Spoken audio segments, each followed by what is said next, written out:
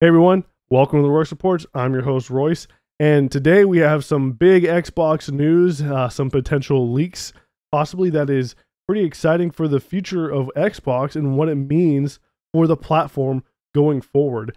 And we also have some updates on the Gamepass revenue numbers, as well as Halo potentially moving to an Unreal Engine 5. So let's just get into the news and let's talk about it.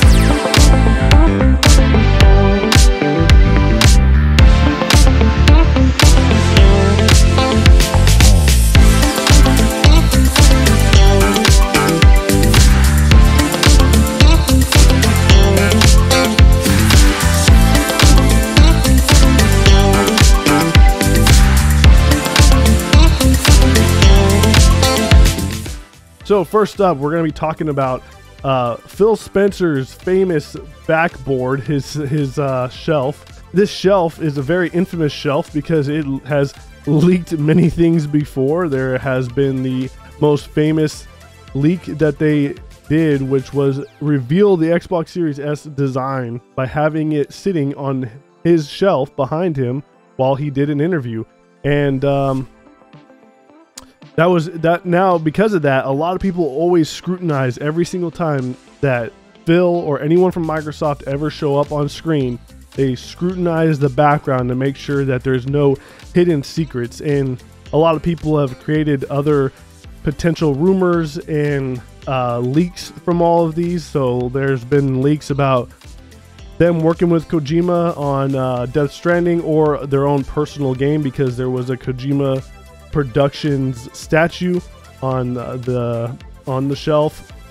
There's rumors of a Mandalorian game coming exclusively to Xbox that was supposed to be made by the Coalition, and that has not turned out to be true whatsoever, and that was because of a Funko Pop that was on the desk that was not even a Star Wars Funko Pop. It was a completely different Funko Pop, but that was generated because of that.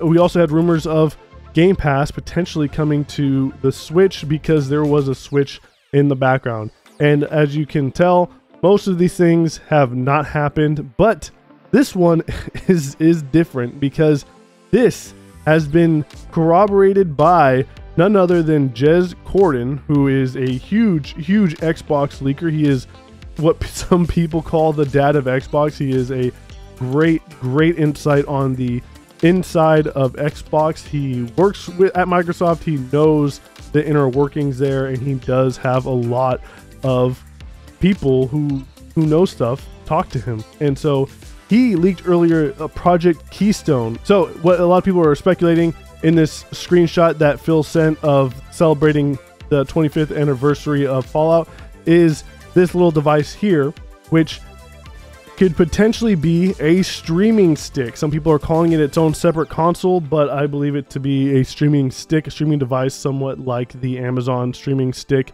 that allows people to access Xbox Game Pass or their Xbox game library through this device. And it's kind of the middleman between you, Xbox, and your TV or your preferred way of playing. And this is a great way to get into the ecosystem if this is said to be true.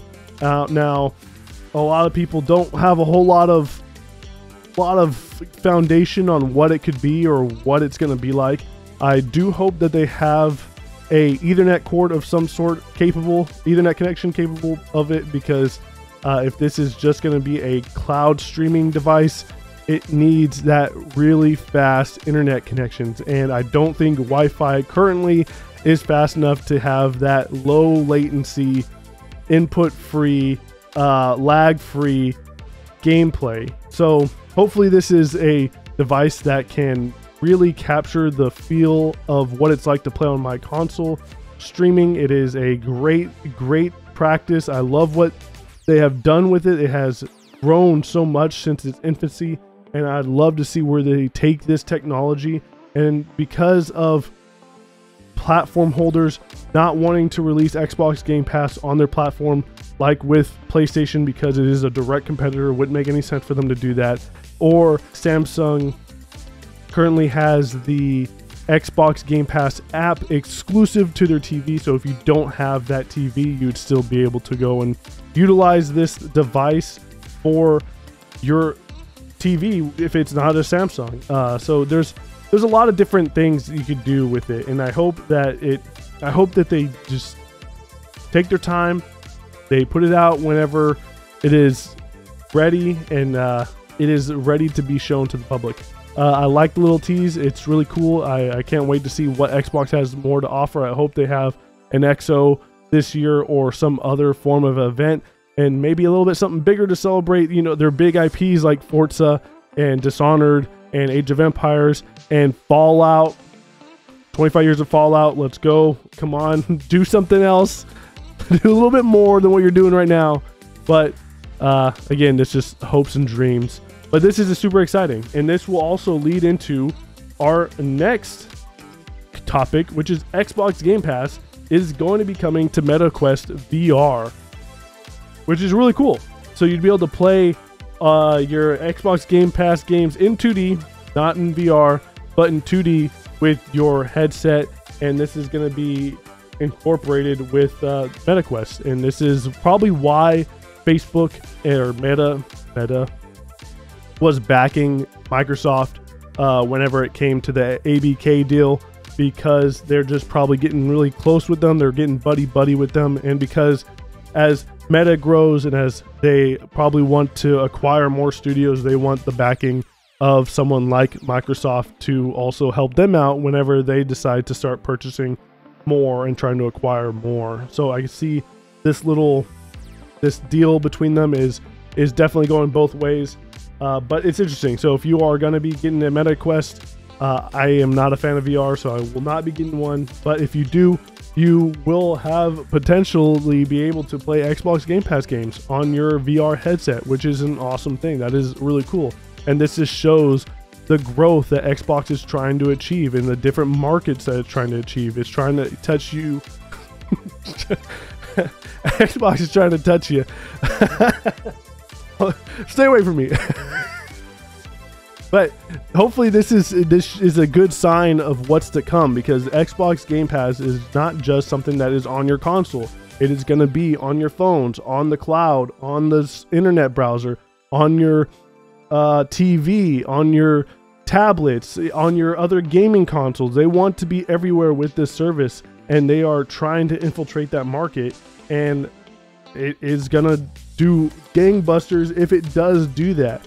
And so that leads us into our next topic, which is the fact that Xbox Game Pass revenue was revealed during the Microsoft Activision Blizzard legal documents. And so, again, like I was saying in my last video, they have a lot of good details and a lot of good information in there that is available to the public because Brazil has made it available to you. And something that people have found while they're coming through there was that Xbox in 2021 made $2.9 billion in revenue just from Game Pass alone. And this is a huge deal because a lot of people said, like, hey, is Game Pass really making that much money? So when you compare the $2.9 billion to the $16.28 billion that they made in 2021, that equivalates to about 20%, close to 20% of their total revenue for the fiscal year of 2021, which is ridiculous. Just off of Game Pass, which in my opinion is still in its infancy. It is still it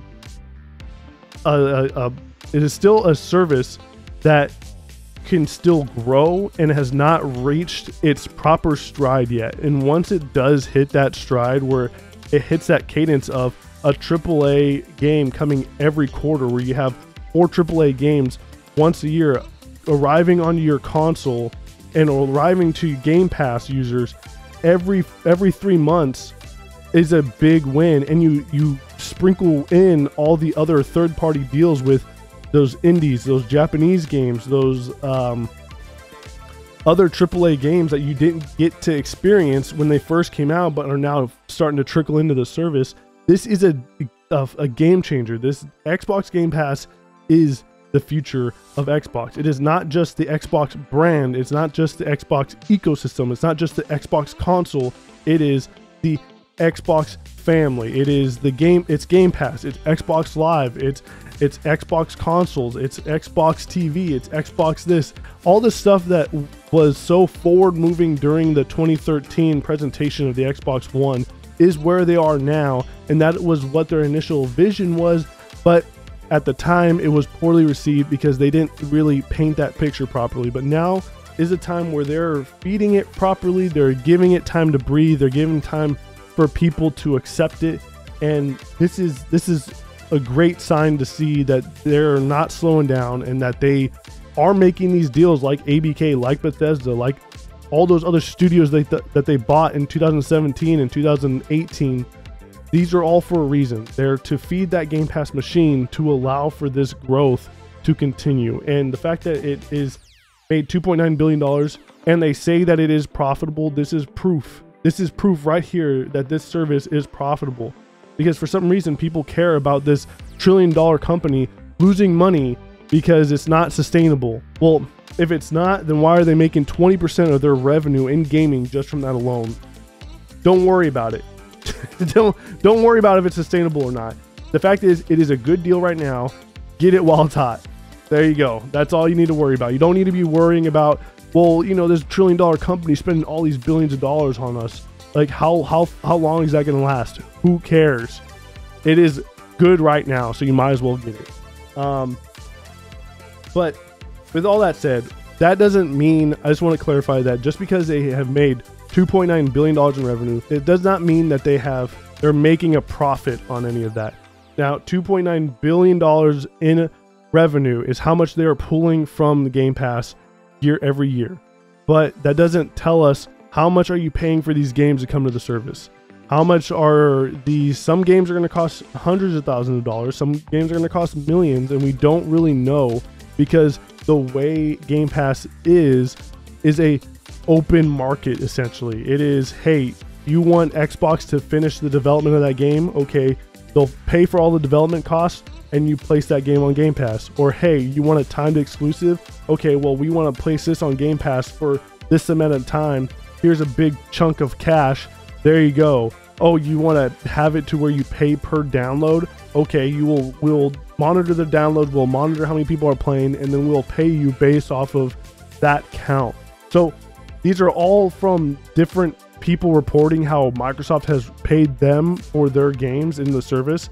And I have heard nothing but great things from many developers about how successful their game was because they put it in Game Pass and whatnot, and how they are surprised by the growth that they saw and how it led to them making more money based off of the fact that people were afraid that it was going to come off of the service, so people were buying it.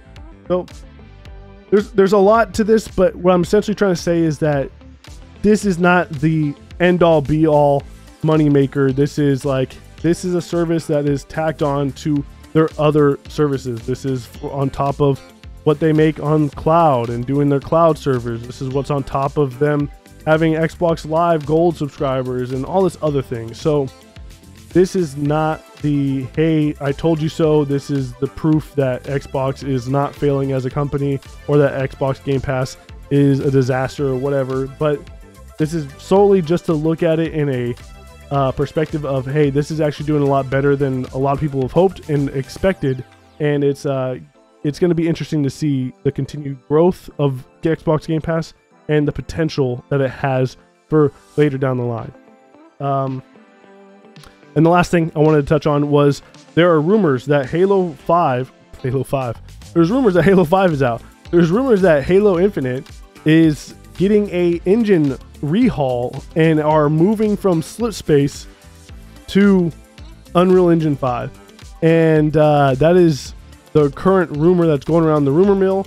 I have no idea if it's true or not, but ACG, a very popular YouTuber, a very popular reviewer, has some inside information about this, and this is what he stated. I can only confirm that many sources are saying this, and very clear that it's already been decided, and Halo is for sure switching to Unreal. I feel like it's time for other switches behind the scenes, including people leaving and their past problems. Unreal is a great choice. So this is also coming from him retweeting a person named Sean W. who also states that Jez Gordon can validate his concerns with them swapping over the engine as well, which he has to state, I am working with Jez right now to try and help further verify info from my sources so we can get to the bottom of this. I stand by what I stated was not speculation. I don't know what to do about people not actually watching my vid where I clearly labeled everything that was speculation. So there is speculation and rumors right now going on that Halo Infinite is moving from Slipspace over to Unreal Engine 5. And this is a huge deal because they made Slipspace. They is a proprietary service that they made, a proprietary engine that they made in order to make sure that Halo Infinite was built for this specific engine, and this engine was built for Halo. And the fact is that a lot of people from other reporters that have stated that the developers themselves have had issues with this constantly, and that the reason why they're so slow to update is because of how confusing it is and how hard it is to work with this development system, this development tool, which is Slipspace. So they are wanting to move over to Unreal Engine 5. I don't know anything about game development. I don't know if it's as easy as a one-for-one swap. I doubt it is. It's probably going to cost them a lot of time, a lot of money to do this. But the fact is that if they're having that discussion, then it shows that, one, that they really do truly believe in Halo and that it could make a comeback, and that they feel that this is necessary for it to make that comeback. And two, that they believe in the developers to trust that the engine that they built from the ground up isn't working and that they need to do something else and swap over, and that's what they're doing.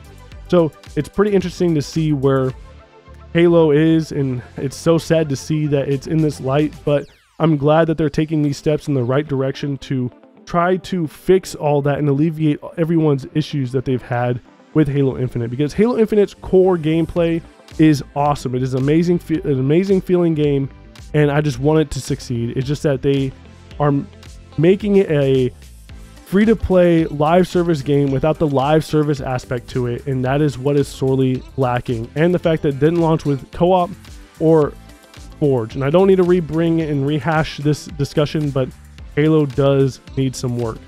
And that's all I have for today. But what do you think of the news? Do you think that Game Pass is useless? Is that it's not a moneymaker? Do you think that Game Pass should be on everything? And what do you think about Halo? Is Halo too gone to be saved? To just kind of let it die? Or should you try to pump life back into it? Let me know. I appreciate you guys for stopping by. I appreciate the discussions, and I appreciate the recent subscribers. So if you like what you saw and you'd like to see more, then please hit that subscribe button. And I hope you all have a great day, a great holidays. And remember, take it easy.